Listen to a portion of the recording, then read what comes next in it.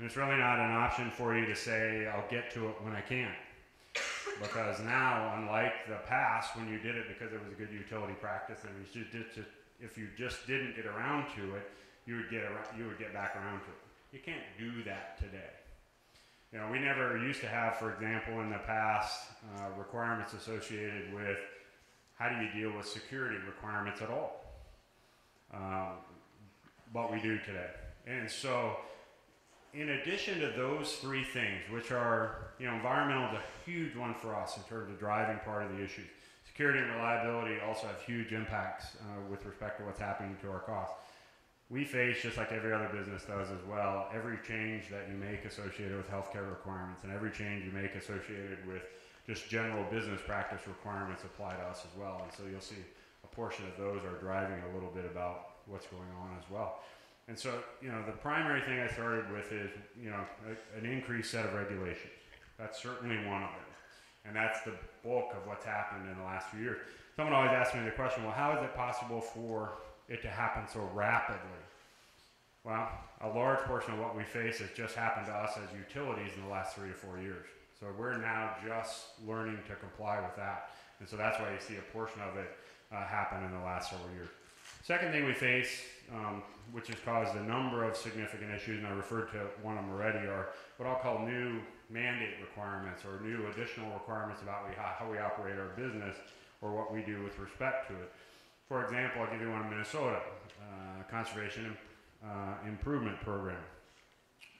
I'm not suggesting that we shouldn't be thinking about wise ways to use electricity and that we ought to all be smart about it. But last year, Minn Kota, in order to help our members, Northstar and others, meet the requirements associated with what's referred to as the SIP program, so mandated requirements that we begin to look at how we conserve energy, we spent $1 million last year just implementing the program to be able to help people save electricity. And so the expense not only associated with what you end up with, but there's an expense to be able to manage the program as well. Again, I'm not going to stand up here and tell you that we shouldn't use electricity wisely. But here's what happens in terms of, if I have a fixed number of dollars, so I'm a very large capital intensive industry. So I have and that means I have a huge number of expenses before you guys ever buy 1 kilowatt hour. I have poles that run from the center of North Dakota to the eastern side of Minnesota, 3,000 miles of line just at Minn Kota, not counting what Northstar and our other 11 members or each of the cities have, 3,000 miles of line divided by 118,000 total customers, plus a couple of power plants. So my fixed expense before you guys ever buy 1 kilowatt hour of electricity is significant. And so if I have that amount of fixed expense, nobody buys any kilowatt hours, what happens? There's only one thing that can happen here. Got to pay back my bills for the expenses that we have and for all the assets that we have, and I don't have any dollars paying for that for the most part because I haven't sold any kilowatt hours. What happens is your rate goes up. So the more we save against a fixed number of assets, primarily what you see happening is a trending in your rate. Now what happens at home though, what happens to you as a consumer is at least a portion of your bill, that being the kilowatt hour portion of your bill, should go down some as you save electricity as well. And so as you look at those kinds of things in the last few years, we have seen, and this is part of the economic side, not necessarily the SIP program, we have seen for the first time, for the most part, not first time, but certainly an isolated time in Minn Kota's history, and the members' history, where load has actually declined rather than continue to grow. Over the last 30 plus years, 40 years, on average, you see about 2% growth on an annual basis for electricity. That growth, those extra kilowatt hours, if you will, each year, help be able to hold down the rate and help be able to buy down the cost of electricity. Well, when you're going the opposite direction and your kilowatt hours are going down, what happens is you see your rate go up some. And so that's part of what's happened in the last couple of years as well. Had we continued to just grow and not seen the economic conditions that we would have seen, you would have seen less of an impact from a rate perspective because it would have been picked up by that growth as you go forward. And so And then the second one under what I'll call the mandates or requirements that we face is the one I talked about earlier. We have put in a significant amount of renewable resources, which are more expensive than our base resources, and they're intermittent. So they cause some issues associated with how we manage those. You know, I talked about before, we buy, on average, our wind contracts at 4.5 cents a kilowatt hour. Our existing base load contracts, or our base load resources, so our coal fleet and some of our hydro fleet and some others, significantly less than that. Even with $425 million at the facility out in Center, North Dakota, our rates from those facilities are still 4 cents a kilowatt hour, or about 0.5 cent less than we pay for the renewables. And so even with those environmental investments, it's still a very competitive resource. Last thing driving our rates in the last couple of years is simply the economy. For lots of reasons. One, I talked about the costs that we pay in the marketplace for excess wind is down because of the economic conditions. Two is when you don't have growth to help pay for it, you see extra rates associated with that. And so when you go back and look at what are the three things that I can easily pinpoint for you driving all of what's going on is, first is just a significant amount of increased regulations over the last couple of years. Two is meeting a series of mandates and requirements and helping to pay for those over the last couple of years. And last is we're not immune to economic conditions as well, and so as you've seen those impacts hit, we pick up a portion of those as well. So those are what's driving all this, and you guys can answer her when we get to the end here for a few minutes. I'll answer questions about any of those in particular, or any particular questions that someone might have associated with them. And then I'll talk, I think Dan's going to come back up and talk for a few minutes about what Northstar is doing to manage some of these things. And then I think I'm going to come back after that for just a minute and talk a little bit about what are some things Minn Kota is doing as well.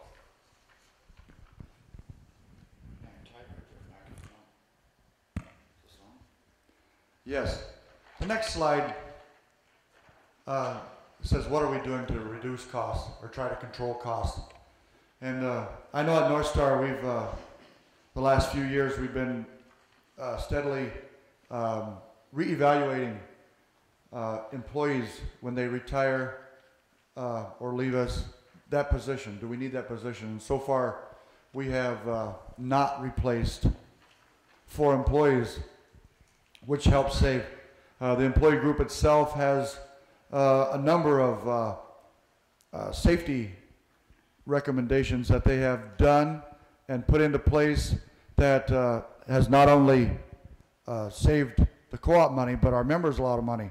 Plus a lot of the technology that we're doing nowadays. We got a automatic meter system that is exceptional. Just helps our inside employees do so much, saves us on outage times because we can ping a meter and tell you if there's power there without sending a lineman out there or 2 linemen out there in a truck, which saves us a lot of money. And we can do all that in 3 to 6 seconds once we get to a computer.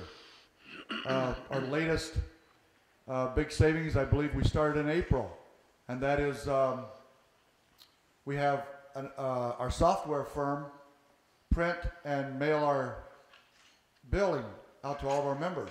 We don't do it. We used to do that ourselves. That's a large savings for our members also, around I hate to give you a dollar figure, $800 or $900 a month is what that saves us. So that's a big savings for us. So I guess, and that's just what Northstar. Mr. Mayor, would you like to address what the City of Baudette? This is a joint meeting, so Rick. Thank you, sir. On behalf of the city, I'd like to thank everybody for coming out. I would like to let you know a few things that we're doing to try to cut costs. And we got together with Northstar and wanted to give everybody the opportunity to come here and ask questions and try to understand why the rates are increasing like they are. Try to educate you a little more. There's nothing we can really do about it. We'd love to try to do something about it, but we can't. At the city, we had a lineman leave. We did not replace him for a savings of around $50,000 to $60,000. We cut approximately $25,000 out of the law enforcement budget. We're looking at possibly losing our LGA, which amounts to about $325,000, 320 to 325. That's a third of our budget. So we're going to have to make a lot more hard decisions. So we just wanted you to be able to come here, listen to Mac, and I thank him for taking the time out of his schedule to come in here, so you can understand this a little better and see that we are going to have to struggle through some tough times here in the near future, and we're all in it together. So thank you. Thanks, Rick. And one very important thing that I think, and I tip my hat to our employees, they're in their second year of a wage freeze, and the second year is what they came to the table with when it came to negotiations. They volunteered to stay with the wage freeze for our members. So I really appreciate that, and that's a recommendation for our employees. I didn't touch on that, but we also have. And the city also. Yeah, no. Thank you. And Mac, I know you're in a tough spot about savings or whatever, and you've only been on the job 4 months, and but you know, by listening to you explain all this, and you utilize the word "we" instead of Minn Kota. You know, I mean, it is we is, you know, you are we. You're our new leader, and I commend you for only 4 months on the job as taking all that on your shoulders. But do you have anything on Minn Kota's side that you see? Sure. I'll talk a little bit about, you know, part of it. Dan is right. So part of this for me is just trying to get my hands around looking at what are the things that we have, where are the places that we can look at internally. So we're going through a process right now, just looking at, I call it turning over rocks, or that's what I tell my staff we're doing anyway, is just to look at where do we have opportunities. I'll tell you some of the things, and I'll give you a sense of, not that I don't think they're important and I don't think we should be looking at them, but I'll tell you where I spend most of my time trying to figure out. Right now, the greatest portion of our impacts are looking at how do we find a way to sell off excess energy and get a better price for it. How do we are, for example, right now one of the issues we face is we are being discounted, or the energy that we develop is being discounted on the western half of North Dakota because of what's called congestion. There are ways to work your way through that, so we're spending some time associated with that as well. But some other things to look at as well for us, but don't have as big an impact as they might have for the city, or they might have for North Star, just because of volume. You know, if you think about, you guys have a small number of employees. We have about 355 employees. We're down now to about 348 this month, and we'll keep looking at whether or not we can do things differently. I'll tell you one thing that we've done historically that we'll have to look at is Dan mentioned that they're looking at it in terms of meters. We've done a lot of stuff at Minn Kota historically, what I call manually. We have not taken advantage of technology as well as we could. We have some redundancies that we probably don't need in today's world that we can do actually via electronic measures that we currently do by hand. We have a number of places where I think we can create some efficiencies in our operations that we just haven't looked at in the past. We have some things that we do today that I don't think that we've done historically as utilities that I'm not convinced we have to do in the future. And so we'll look at some of those as well. We've also gone out to look at, are there ways for us to create some partnership? We've had a conversation with a large number of the utilities in our region as well to figure out whether or not, for example, I'll give you a good one that we're looking at today.